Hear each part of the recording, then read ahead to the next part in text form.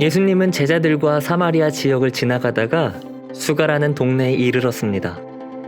여행길에 피곤한 예수님은 우물가 근처에 자리를 잡고 앉으셨습니다. 그때 한 사마리아 여자가 물을 길러 오르기 위해 우물을 찾아왔으며 예수님은 이 여자에게 물을 달라고 부탁했습니다.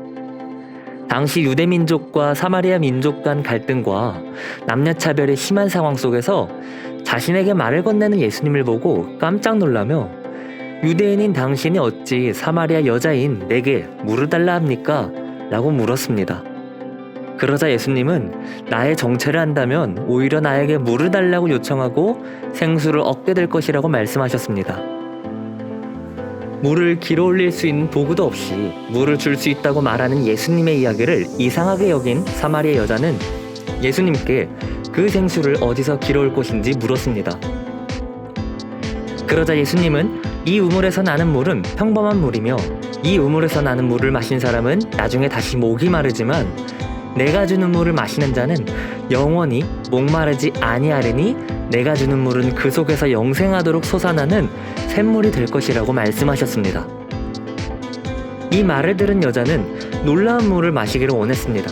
그러나 예수님은 내 남편을 불러오라라는 말로 화제를 바꿨습니다. 여자는 현재 자신에게 남편이 없다는 사실을 이야기했지만 예수님은 그 사실과 더불어 여자의 과거 이야기까지 이미 알고 있는 사실을 여자에게 이야기했습니다.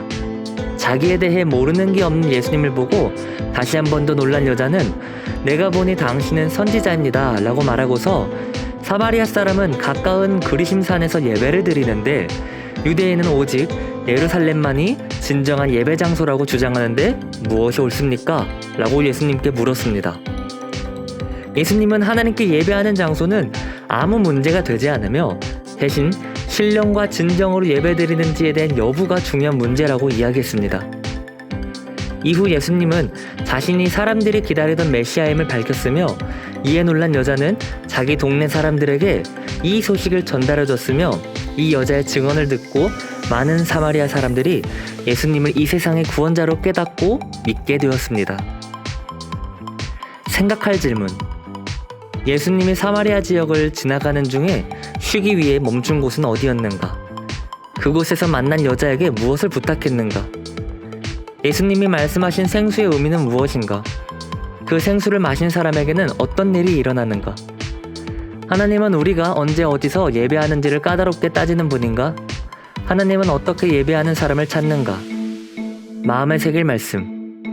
내가 주는 물을 마시는 자는 영원히 목마르지 아니하리니 내가 주는 물은 그 속에서 영생하도록 솟아나는 샘물이 되리라. 아멘.